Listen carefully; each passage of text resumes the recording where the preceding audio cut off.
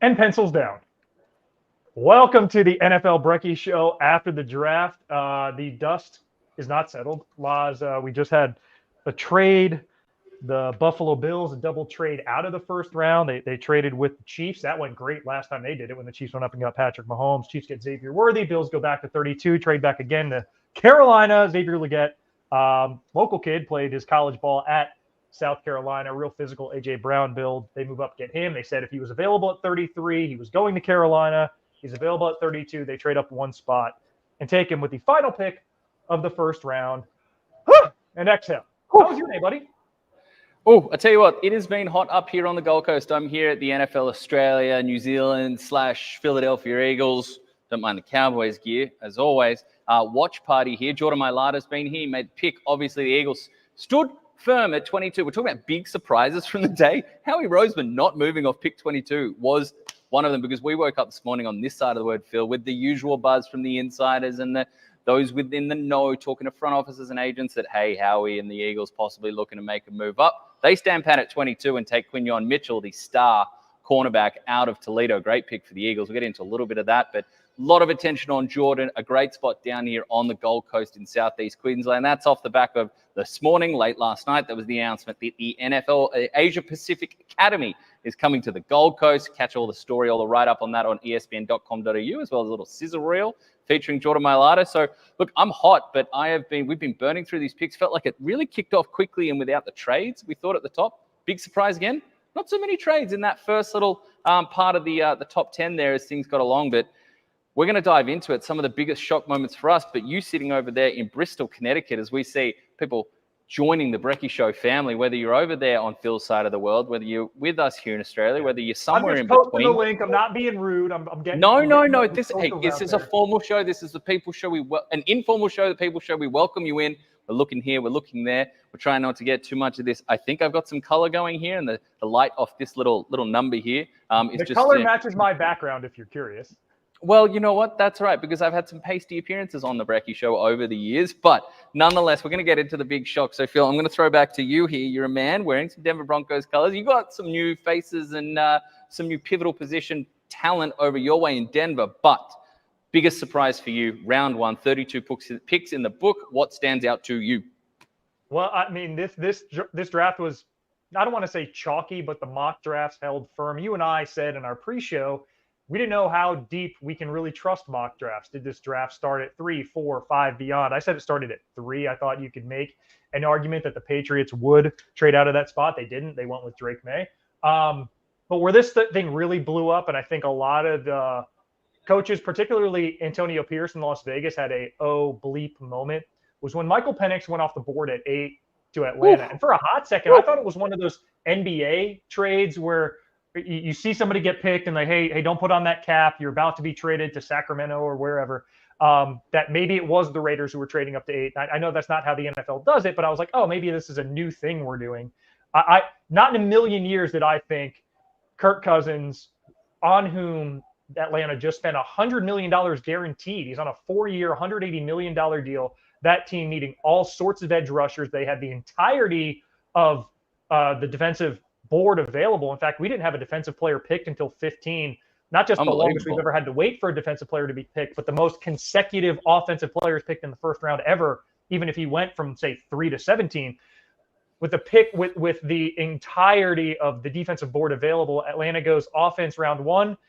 And I don't know if they think they're in a 2 QB fantasy league, or they're just not trusting that Kirk Cousins' Achilles is right. But if you do that, why did you give him a 9-figure contract? A guy who's, into his mid-30s, a terrific quarterback, but Michael Penix is pretty experienced. He's not like a Drake May where you say, oh, maybe, and I know you feel differently about May, but some analysts out there are saying, hey, Drake May would be better suited to sit a year or 2. I mean, he's going to be sitting behind Jacoby Brissett. Maybe you would have said the same thing with Penix, but Atlanta has immediate needs. And this is a team that's been 7-10 for the last 3 seasons when, 8 or 9 wins would win you the NFC South. If you get a game-changing NFL-ready defensive player at any level of the defense, you could make an argument with Kirk Cousins that Atlanta could and would win the division. Instead, you take a quarterback who he's gonna sit for at least 2 years behind Cousins if Cousins is fit. Of all the teams I would have thought would draft a QB inside the top 10, I would have said the Chargers were the least likely, and then right behind them was Atlanta, second least likely. Here they are, University of Washington, the left-handed quarterback who's got a terrific arm, Michael Penix to Atlanta. Just to me didn't make a lot of sense. $100 million guaranteed to Kirk Cousins. That's where it starts and ends for me. And it was the type of pick where your immediate reaction is, what does Kirk think right now? This has been a beautiful, romantic journey for him of being suited and courted by, free agent possible destinations. He goes to Atlanta. They're set up with offensive talent. There's nothing but good vibes. And, Diana Rossini, formerly of ESPN, now an NFL insider with The Athletic, said that, Kirk Cousins was actually on the phone with the Falcons. They called him when they were on the clock and said, hey, we're picking a quarterback. We'll see how pleased he is about that. But it's bizarre because Michael Penix, he's 24, Phil. Yeah. He's about to be 24. $100 million guaranteed for Kirk Cousins says that if he's healthy, and I know he's coming off an Achilles, but if he's healthy, that's 3 years at least of starting. Now we're talking about Michael Penix not starting and getting proper run till he's 27, 28, and you're near the end of his rookie quarterback contract. It's just a bizarre. I know, they clearly fell in love with the player. He's got a zippy arm. He's got a beautiful deep ball, ridiculous deep ball, but it's just a baffling one from a strategy standpoint. For a shock for me, and one that's left me a little confounded, is while we're talking about Michael Penix, the team that's probably linked with him the most throughout this whole draft process. Team that perhaps would have been interested in trading up to 8 was the Las Vegas Raiders. And they go and take Brock Bowers. They've already got tight ends in there. They spent premium capital on Michael Mayer last year. Now we're talking about, 12 personnel, 13 personnel? Can you actually run 14 personnel? Well, they signed Harrison Phillips in the offseason too. So that's tight end 1 and tight end 2. So it's a very odd utilization of resources. Look, Bowers is phenomenal. Bowers is not just a tight end. He's a big power super slot, really. Mm-hmm. But it's fascinating and really confusing and ultimately shocking to me that that's where they look to go, especially some of the holes on the roster. They certainly could have fortified offensive line. There's defensive holes there. You take your pick. I know they've invested up front, but you certainly could have looked at the defensive secondaries areas that they could have gone with what was available on the board. You just mentioned it had been offense all the way. There were very good offensive linemen there. There was anyone on defense that they could have taken their pick from. And to see that it was tight end, even if it's a super slot special weapon tight end, that Brock Bowers made not so much sense to me, more confounded than feeling emboldened and confident about the direction of the Raiders, despite the good vibes that Antonio Pierce brings. Yeah, I mean, he's a seam stretcher. But even if you say he's a tight end Y, it's not like wide receiver was a significant position of need for the Vegas Raiders. At cornerback, they allowed more yards after the catch per reception than any team in the NFL. And you have take a pick of your round 1 graded corners, even like the Terrion Arnold, if you want. In their defense, after the run of quarterbacks and just sitting there at 13, it didn't seem like a great candidate to trade down, as did, say, Atlanta, who we just brought up. But for a team that had Tali Fuaga, Troy Fautanu available and had glaring needs at offensive line, a run game that had lost over a yard per carry year over year, and just got rid of Josh Jacobs for Alex Madison, all due respect, that's a downgrade. You need to be creating some bigger holes. And you have some guys on that offensive line. Mentioned Fautanu, a guy who can play guard, can play tackle. I know he probably projects as a higher ceiling as a guard, but you had a number of places you could have put him. That to me would have made a lot more sense. They're not good enough to just go best available. Sometimes we see a team like, San Francisco this year, who just says, hey, we're going to take the best available player. We don't have a massive position of need or a glaring weakness on the roster. We can go best available. That's not the Vegas Raiders. And I don't know what conversations, if any, were had about the Atlanta Falcons about moving up. I know hearts sank with them saying, well, if Penix is going 8, McCarthy and Nix are not getting past Minnesota and Denver. So for the Raiders, you're kind of stuck. But then to go the position they did, I don't know how much better that offense gets when you go Gardner Minshew handing the ball off to Alex Madison behind a pretty porous offensive line. Correct. And throwing the ball to Devontae Adams, who's not getting any younger. And now a Brock Bowers, who, yes, from day one, maybe he's tight end 1 with a great tight end 2. But like you're saying, it's going to be a lot of 12 personnel for Antonio Pierce. And they have a new offensive coordinator as well, I believe, Luke Getsy, coming over from Chicago. Yeah, not exactly an offensive mind that I think heralded a lot of excitement for Raiders fans. Getsy, considering the confusing run he had with Justin Fields there in Chicago.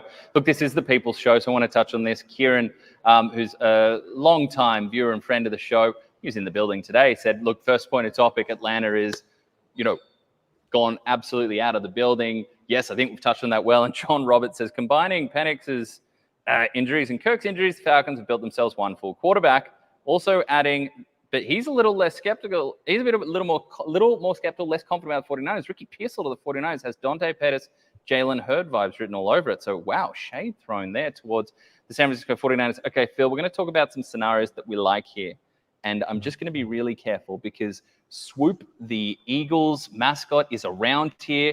There's some very friendly Eagles staff nearby. I'm just going to duck off camera to make sure that no one can see what I'm about to say. No one. Okay. No one. All right. Okay. Then none of them can hear me. Maybe one of them can hear me. I like what the Eagles did. Like Quinyon Mitchell was my cornerback one, 22 overall. The value. We've got Go Birds chants coming over from one of the voices of the Eagles. Like I am surrounded. I was asked at one point to move a little further away from the Eagles VIP area because of the colors that I'm wearing. But I like what they look. Quinyon Mitchell, super talented cornerback, some great physical traits, some great testing. Whether it's cover ability, his footwork, his physicality at the position, there's so much that he can do. He can take the ball away. There's so much to like there at 22. And we know we spent a lot of time as we looked at the Eagles' staggering finish to the 2023 campaign. That secondary was such a glaring weakness, and they've done a great job stepping up there. I think both the Detroit Lions and the Philadelphia Eagles taking value in a really nice spot to get those top cornerbacks coming off the board. So, yeah, I checked around. Oh, not too many of them heard me, but, yeah, Quinyon Mitchell, one of the better scenarios, one of the winning situations I see. That Philadelphia Eagles secondary desperately needed help. In my opinion, desperately found the right guy. Yeah, the Eagles making news. It seems like every day leading up to the draft in terms of the dollars they've committed to their future. And listen, they liked a lot of the core of what they had. So you see it was a team that was middle of the road in terms of free agency spend, middle of the road in terms of draft capital. So they fortify the Jordan Mailata, who was on the beach just behind you in that sun-soaked Burley Head, Queensland beach. And then they lock in A.J. Brown, trying to get ahead of the market, 3 years, $96 million in the minutes leading up to the draft. What was the big area of need for them? It was cornerback. Lost 6 of the last 7 games last season. No team had more losses in December and January than did the Eagles. No team allowed more pass yards or passing touchdowns outside the numbers. So they take a guy who aced the pre-draft process, but even though he came from a smaller school in Toledo, that's a minimal caveat. He was mistake-free. No touchdowns allowed and 402 coverage snaps. It's a guy who has lockdown traits and lockdown capabilities that in another draft class may have gone top 10 to 15. Philadelphia gets him at 22. So for a team in a division that seems wide open, I don't mean to disparage your Cowboys, but it was a net negative in free agency, and comfortably so for Dallas. Taking Guyton at the end of the first round, it seems like a division that hasn't had a repeat winner in 20 years. The door's somewhat ajar again. I mean, it's a lot to ask of Washington year one with the rookie quarterback under Dan Quinn to make those strides, but they added a ton in free agency, and they get a quarterback that some had as QB1 in the class. I had QB2. I think you had QB3. The division seems open for business, but for Philly, they had to address corner in this draft. They'll have 2 picks in the 50s where they can address inside linebacker, maybe an edge rusher, maybe a wide receiver. And that's it in terms of impact. And they'll have some flyers later on in the draft. Flyers, Philadelphia, pun not intended. It's that time of the night, my friend. So very happy with what the Eagles did at the top. Absolutely. And look, you mentioned the Cowboys at the NFC East. It is wide open. We shall see how this unfolds with young quarterbacks entering the fray. For Washington, the New York Giants, interesting. Malik Nabers, can't doubt his credentials as a top 6 pick. Incredibly explosive receiver that he has game-breaking ability at every level of the field and upside to add even more as a route runner. But the snap that he plays with, the home run ability, the ferocity and the tenaciousness that he plays with the position as well. A lot to like there. But for the Cowboys, I will say I think they had a plan tonight that was likely leading to let's bail out of there and hopefully get decent value. And I think sliding back 5 picks and picking up a third-round pick, considering the roster holes that they have, Tyler Guyton is, look, the physical tools are there, whether you want the flexibility, the length, the size, strength, the mobility, all that is there to be a franchise left tackle. He's raw. He's inconsistent with some of his technique. When it looks perfect, it looks fantastic. But look, there's not a lot of reasons to feel confident about the Dallas Cowboys. But one thing they've done recently, and Tyler Smith is their most recent. And we love the tease. We love the tease on the offensive line in Dallas. Tyler Biotic, Tyron Smith. It's been Terrence Steele. They both left, so you got to replace Biotic. You got to replenish. It's not just positional talent, Phil. It's the alphabetics. Look, we love philology on this show, and that is not just Phil's secret burner account on Twitter. That is study of languages. But we love this, and so for Tyler Guyton, I think one thing that you can feel somewhat confident about with the Cowboys is that they do tend to nail first-round picks when it is the offensive line, including developmental ones. Tyler Smith was that. Tyler Guyton, we shall see, but getting that extra pick is going to be massive because they have more roster holes than assets to fill. Other success stories, Phil, other picks that jumped out to you, other scenarios that you think are big winners. I know we felt similarly about the Eagles, but if I kick it back to you, other scenarios where you look, yes, that's improved, that's leveled up, we can feel confident, whether it was an area of need or an area of strength that they've just even bolstered some team across the first 32 picks?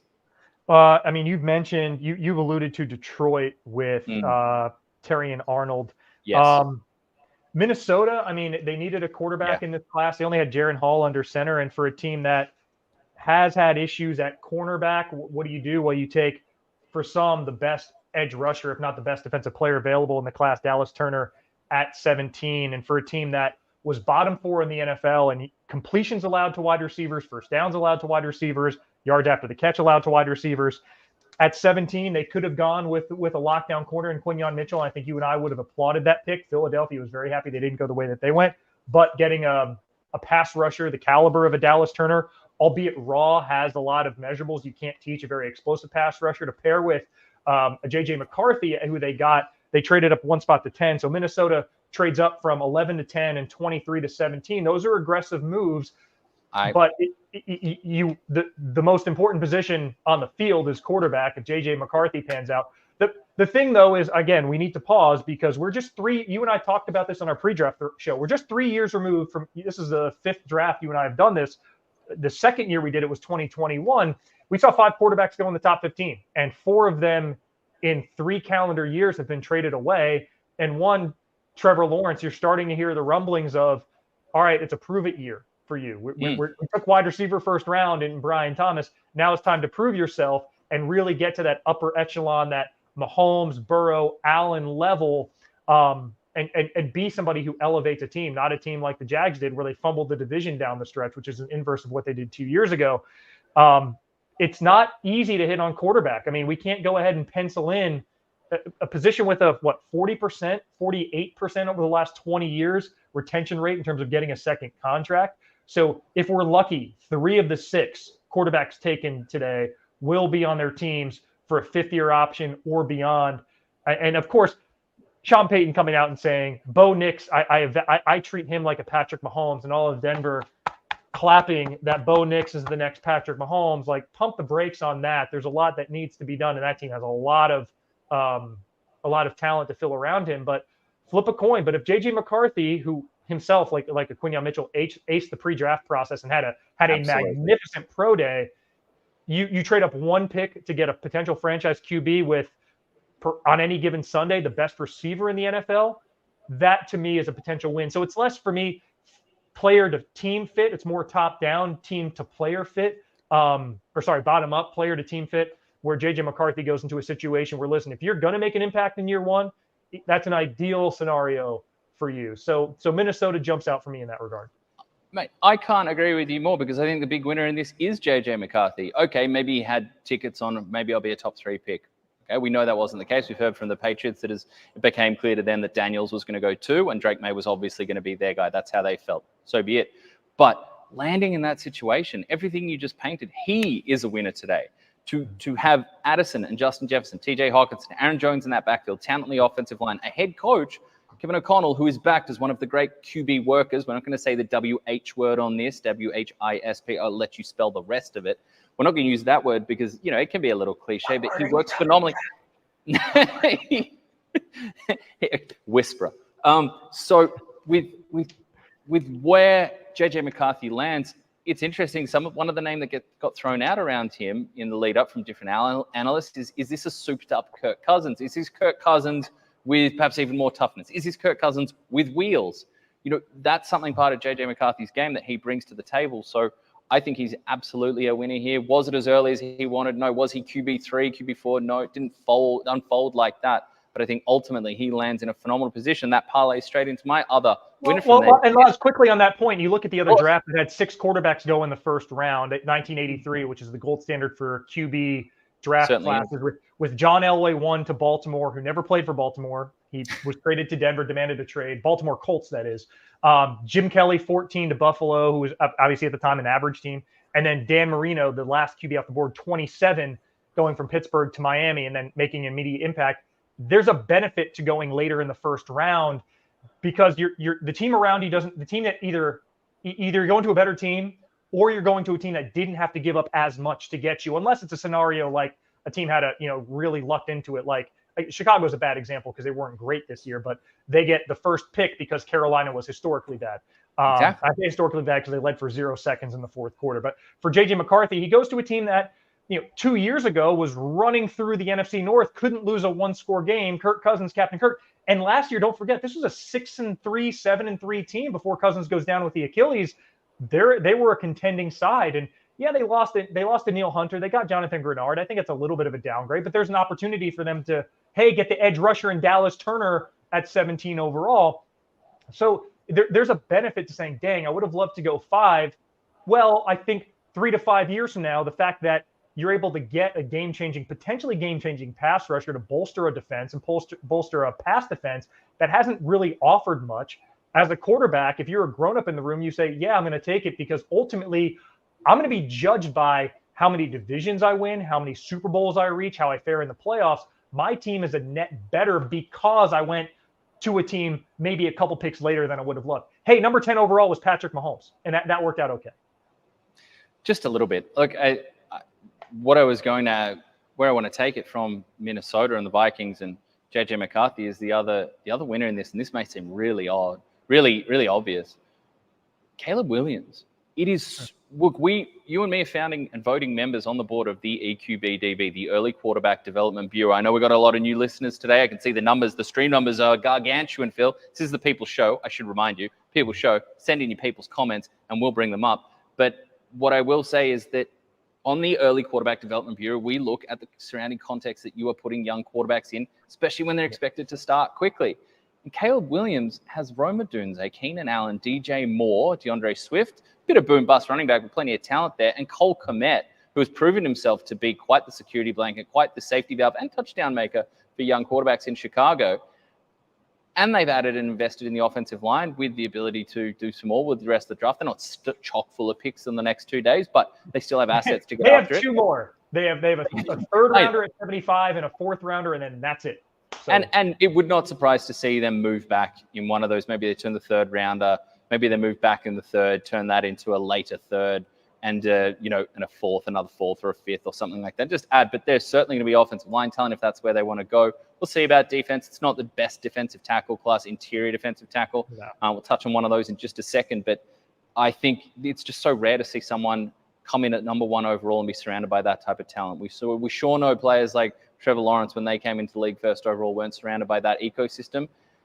We'll see with a new offensive coordinator there how that all melds in Chicago.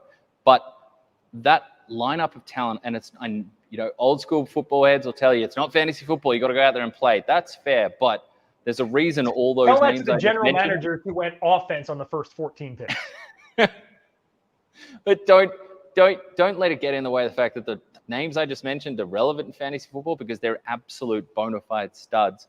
When it comes to playmaking ability, they're a unique mix and blend. I think DJ Moore has that kind of swiftness to his play, straight line speed. He can threaten over the top, tough in his own right. Keenan Allen, the veteran route artisanal operator there who can run every route tree in the playbook on a dime and create separation where you think there'd be none, and Roma Dunze, who can do it at every single level. We talked about him glowingly into the draft.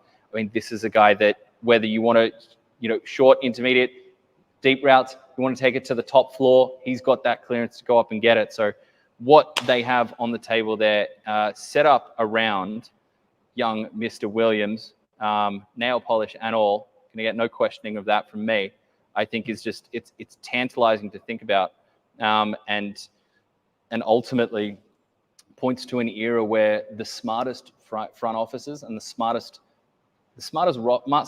roster developers are not looking at their quarterbacks young or old and thinking, hey, you're going to have to elevate now. You're of that talent. They're actually looking, no, let's invest. Whether it is, yes, it's easier on a rookie quarterback contract, but we're seeing it with veteran quarterbacks, the better situations themselves. Invest around your quarterback.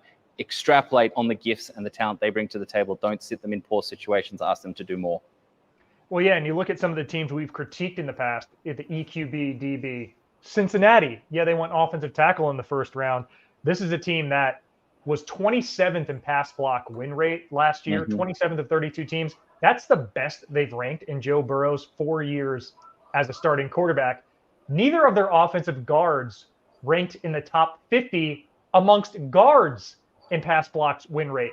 But for me, that's why I might criticize an Amarius Mims at that pick. Maybe, they were 18th overall. Troy Fautanu was available, a guy who can move along the offensive line and is way more ready to start. Mims has great measurables, but he's a guy who has 8 college starts. For me, I would have preferred for him to go to a situation, I know I'm not criticizing Philly's pick at all, but like a Philadelphia where they have Jordan Mailata under contract, Lane Johnson, age 34. Mims is a guy you can put behind him and maybe mold him into one of your anchors of the future.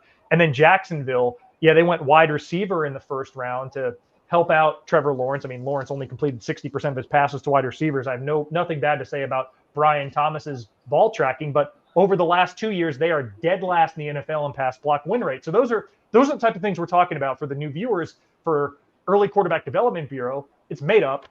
Laz sometimes and I wear sunglasses and have a clipboard when we're talking about it, and we address our notes and things. But those are the kind of things we critique. And for a Chicago team that had a ton of holes on the defensive side of the ball, they could probably use another offensive tackle. They go quarterback, wide receiver. They add Keenan Allen in the offseason. I think he's on a 1-year rental deal, or 1 year left on his deal. DJ Moore, we know what he showed last year, 1,000-yard receiver with time to spare. You can go offensive tackle at 75 and then maybe take best defensive player available and just pray your cornerbacks hold up. So in an NFC North that you can make an argument that for how the teams finished the year, because who knows how ready JJ McCarthy is going to be week 1, but they didn't have JJ McCarthy in week 17, they didn't have a Kirk Cousins in week 17. In week 17, it was Jaron Hall or Josh Dobbs, or I don't even remember who their QB4 was that we ended up seeing in some of those games. With where these teams finished this season, I think Green Bay's better year over year just because they're a year older. They were one of, if not the youngest roster in the NFL last season. Detroit built deserved confidence in the playoffs. Minnesota, great offseason. And now the Bears, you have to keep pace. And the Bears could be in a situation, I don't think it's quite as good as the AFC North was a year ago, but would it surprise you if the Bears went 7-10 and were last place in the NFC North and on a multi-year plan? I think that's an encouraging step forward for that franchise. I think Caleb Williams as well is uniquely, you mentioned the holes on the defensive side. They finished stronger on the defensive side of the ball, Chicago Bears, and Matt Eberflus certainly helped him retain his head coach job there in Chicago. But I would say Caleb Williams, not unaccustomed to playing a little football where every time you step on the field, there's 7 more points for the other team. Has a little bit of experience in that, so he does bring that to the table. Now, Phil, I'm going to pivot here, and again, send in your questions here. We've got another one from John who says, Byron Murphy, he is stoked that Seahawks pick, ready to dish it back to the Rams for the next 10 years. I thought the Byron Murphy pick was a bit interesting just because, look, I love Byron Murphy. At the spot they got him, it's total value. This is a guy that could have gone in the top 10. We're on the Gold Coast because I'm definitely going to have swimmers, surfers walking right behind me in shot at any point coming up now. So the authentic Australian experience here. But what I will say is that, considering the investment they've made, in recent years, like Draymond Jones, Leonard Williams, it's just an interesting one. I would have thought whether it was Edge Juice, I think they could have used another secondary piece. There was probably some other spots that I could have seen Seattle going there, but I can't knock the actual talent because Byron Murphy, if he comes out of it as a top 5 player from this entire draft class, it will stun absolutely no one. Well, Alice, I thought that was tailor-made. I keep going back to Fautanu. And maybe teams are just spooked because maybe he's a little bit of a tweener, a guy who played tackle, but with a lot of talent on the offense, which I don't fault him for, but might measure up as a guard. Seattle, they brought in Laken Tomlinson on a 1-year deal, but they lost their starting center guard in free agency. They lost their 2 starting safeties and 2 middle linebackers. I'm not suggesting taking a safety at that spot, nor am I suggesting middle linebacker. Not in this class, especially. No. But those picks are available, and we'll be judging. Seattle doesn't pick again until 81, so there's a little bit of a drop-off there, and they weren't really in a spot, it seemed like, to trade back. But with a Fautanu available, a guy who played his college ball at Washington, it just seemed that it fell into their lap. And listen, they take a Byron Murphy, who was a disruptive 3 technique at University of Texas. I don't fault them for that. I mean, I just didn't have interior defensive line as that significant of a need for them. A team that's picking twice in the top 102 and once in the top 80 to go there. I thought there was, with the players available, offensive line would have made more sense. But again, you get a game-changing interior defensive lineman. Aaron Donald's the gold standard of that.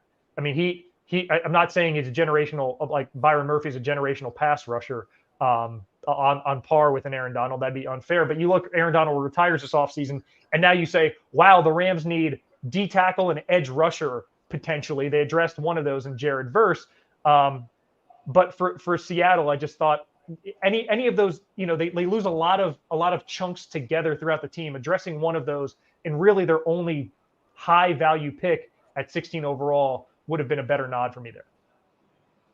I want to pivot here a little bit as we go on, and I mentioned if you do have any comments, you want to send in any questions, any of your takes from the first 32 picks of the NFL draft, send them on in. We've got a little bit of time here left before it's getting very late where Phil is, and it's getting very hot where I am. But we're very lucky to be sitting here talking about the NFL draft. I want to pivot forward to something we like to do, looking at the best of the rest on the board, and we like to play a little matchmaker, Phil. I know that matchmaking and interested parents and grandparents on who you're going to take back in the school days to the school formal, or is there young love budding? That is something that I certainly grew up with. We're going to play a little matchmaker here, and some teams that match up as we look at the best of the rest, where you think there could be some really damaging potential going into day 2. They say to be picking at the top of the round, at the top of round 2 and the top of round 4. Great spots to be in because you can sleep on it. And sometimes that board just starts to make even more sense the more sleep you get. We know this, Phil, you and me, both, fathers of young children. Sleep makes a big difference. And I think for a bunch of these teams sitting there at the top of day 2, there's a chance for them to take what's been left over, perhaps it's first round grade, perhaps it's just a glaring best player available, and add to it. And I think when I look at this, this is a player that plays an immense amount of ferocity. I think he's athletic. I think there's some refinement you could throw in when it comes to when it does come to, shall we say, the technical side of the game and the position that he's playing. But one spot there with Washington picking nice and high, and you look at where has Washington been held down and been limited for so long, and seemingly didn't matter the quarterback they put behind there, didn't matter the weapons they had. But do you take someone, and I know they spent at center specifically, bringing in the aforementioned Tyler Biadasz, but someone who has guard flexibility. Do you look at someone like Jackson Powers-Johnson, who's still on the board there, to come in and help replenish the interior of that offensive line and provide? Look, you've invested in Jaden Daniels there. We've seen what you're looking to take this offense that has been mired in, I wouldn't even say mediocrity for so long, and where it's a new regime, it's a new head coach, it's a new everything for the Commanders. Do you look at someone that feels like it could be a very transformative pick for an Achilles heel for a franchise that has been hanging around for so long? We talk about off-field things with the Washington Commanders, tenure changes, your stadiums, ownership changes, quarterback controversies, and very, very, very uninspiring quarterback competitions. But to beef up that offensive line even more so with someone as talented as JPJ out of Oregon, with the flexibility he provides, That's just one that's staring at me right now. And I think I look at this as a perspective of someone whose team does play in the, whose team that they, shed too many tears for plays in the NFC. It's not a desired location I'd like to see for JPJ. I think it could be quite transformative and help take that new Washington era into a full makeover in the best possible way. Yeah, I look at Washington and two glaring needs, which is great because they picked twice in the next 7 picks. It's, as you mentioned, that offensive line, only the Giants allowed more sacks last season, and it's cornerback.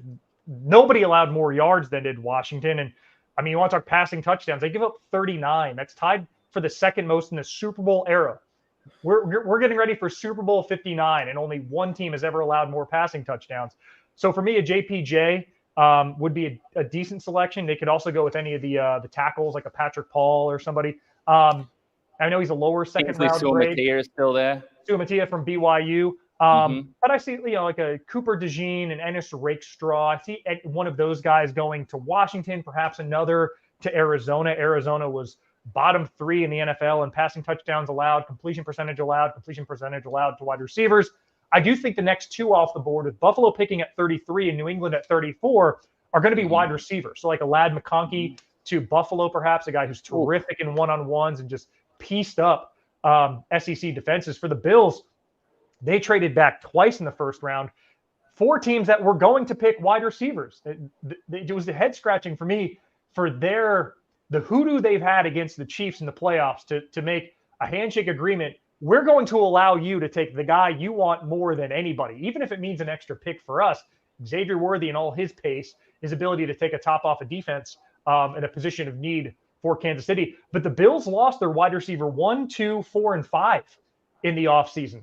Khalil Shakir is the only one who's still around amongst receivers. I know Dalton Kincaid had some catches. Amongst receivers in terms of receiving yards, there's a lot that they – so yeah, they'll take some 3rd and 4th and 5th round flyers. I haven't quite broken down the draft compensation yet. We've got one sent in here, Phil, from KL Player. Johnny Newton there, the defensive tackle out of the University of Illinois. That's exactly how I pronounce it, right, Phil? I nailed that? Illinois, yeah. Illinois, the program has put a ton of players into the pros lately, particularly on the defensive side of the ball. He wants Johnny Newton there. I tell you what, and that's at 38. And if you do a quick search and you don't know the number of the picks perfectly, that would be the Tennessee Titans. Yeah. And that's all I'm thinking about. When I saw that, I'm like, Newton at 38, next to Simmons? That's a perfect fit for a team that lost to Nico Autry, their leading sack producer, and their leading tackler in Azeez Al-Shaair. Both of them left town. I think they both went to Houston. I mean, Houston loaded up in the offseason.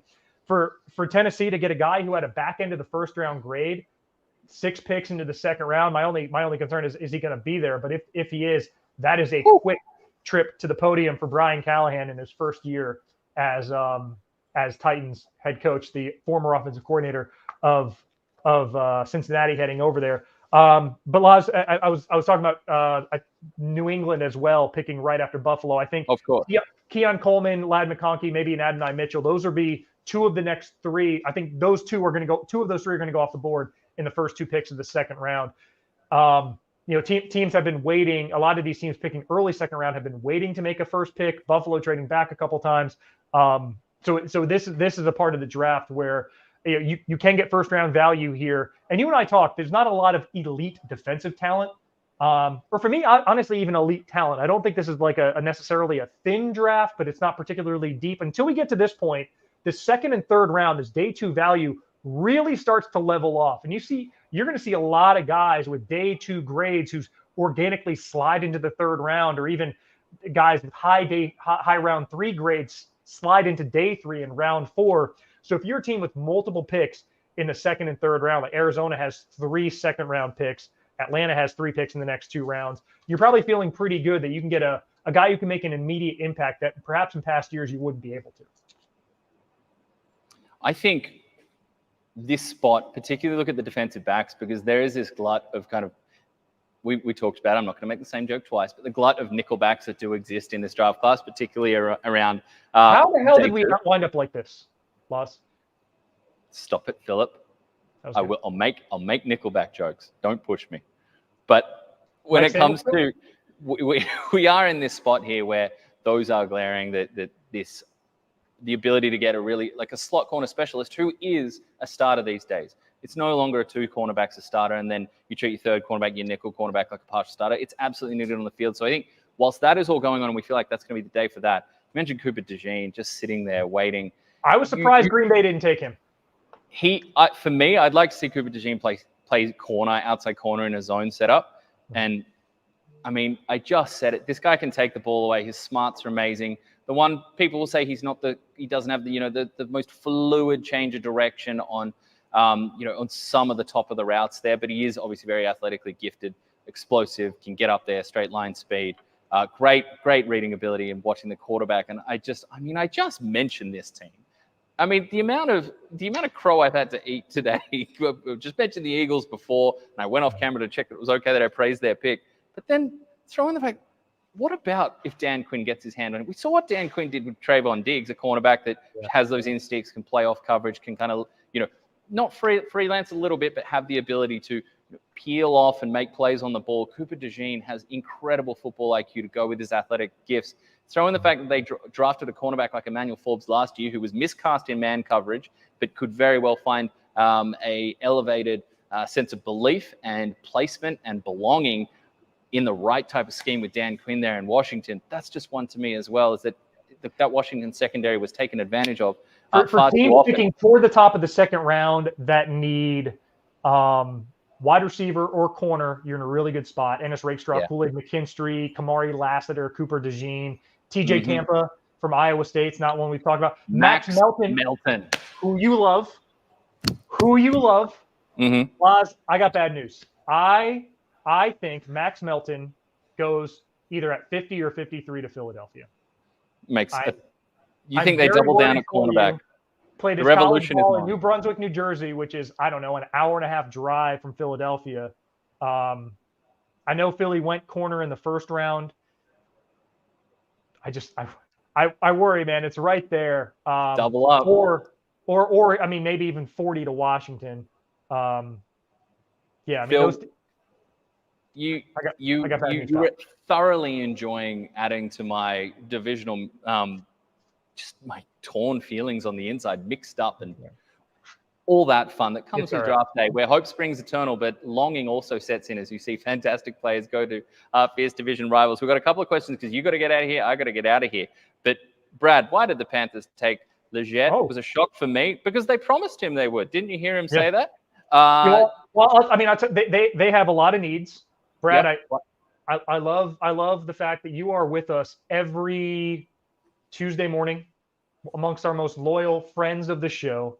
Absolutely. Carolina winning 2 games was a statistical outlier for them. They should have won fewer than that. They led for 0 seconds of a fourth quarter. And that's an NFL record. They won both of their games at the siren. It was a rough year. They swung big on Bryce Young and missed. The rebuild starts. They might be one of the few teams that are actually behind Denver in their rebuild. They could have taken receiver, corner, edge rusher there. The only receiver on their roster with a touchdown catch from their starting quarterback, the number 1 overall pick from just a year ago, only one guy still on the roster has a touchdown catch from him at wide receiver. It's Adam Thielen, who's 34. A slot speed possession guy who's not going to get faster in the next few years. They were 3.5 yards after catch per reception. That was 28th in the NFL. Legette's a guy who is, 152 yards after initial contact, not after catch and then initial contact. And with the new kick return rules, he can contribute in the special teams game. So for a guy who's local, who's going to have, some local backing and can do a lot of physical things in a couple areas they lack, I actually like the pick. I mean, and Brad, like I know as a Panthers fan, as a Panthers supporter, somebody who barracks for Carolina, there might be a reason for pessimism. I think that pick is going to age well for them. I do. I think there might have been some Ladd McConkey love for Brad. He would have liked to see. I think the narrative has been it'd be lovely to get Bryce Young, someone that gets open quite obviously and quickly, and obviously McConkey jumps out as one of the receivers that can do that on the outside and the inside. But Legette, obviously, there's some phenomenal testing. You can see some of that vertical explosiveness out on the field. You see there's moments where he's seemingly in tight coverage, and then he just both elevates away and up from the defensive back to haul in a catch. There's definitely some projection there, and if you give this guy some room and give him a bit of a runway or a laneway to get going, can really provide some things. For all his traits and all his touchdowns, he wasn't a very significant red zone threat. He only had 2 touchdowns last season. So for a team bit of a late bloomer as well. Yeah. I think the home run capability, the yards after contact, yards after catch, and yards after contact, those are separate things for Legette. And for a guy who can also contribute in the return game, the multifaceted, the higher ceiling, I celebrated the pick. And had they not traded up, I would have sat here like I did last year and said, Joey Porter Jr., move house from State College to Pittsburgh. I would have said the same thing for Legette. Just move house from Columbia to Charlotte, start packing the boxes today because you're not getting past 33. And as you and I were hitting go live here, we get the chime that Carolina has moved from 33 to 32 and taken a player we assumed was going there anyway. It was for me, it's a very, very good fit. We'll end on a positive. If he turns into AJ Brown, I'll be stoked. Thank you, Brad, for that. I'm sure I'm not promising that. I'm saying he has the build and he will contribute. He should contribute in the return game. Phil, few days fly by as swiftly as round 1 of the NFL draft. 32 picks that probably age us a little bit, but bring us a ridiculous amount of adrenaline, some uplifting emotions. Some said sometimes maybe good, sometimes maybe not going to finish that. Sometimes Disney maybe Channel. Good. Sometimes it's a Disney Channel, but it's always fun talking draft with you. This is such an amazing tentpole moment in the offseason. We got more to come on ESPN.com.au. Do you want to land this spaceship for us? I can show you what we keep referencing. I mean, these are the draft notes of coach, coordinator, GM, position of need, draft picks available, draft capital. We are degenerates. And I'd share my screen with the Excel spreadsheet that has what I said. JC Latham, opening line. He blocks people like he's calming down a toddler having a tantrum. But never never smart to do the old share screen on a live stream of an NFL show. Yeah, I had 2 guys with first-round grades that are still available. Adonai Mitchell, who had some medicals, and Jerzon Newton out of Illinois, who I would be surprised if either of those lasted more than, what do we say, Tennessee's picking 38?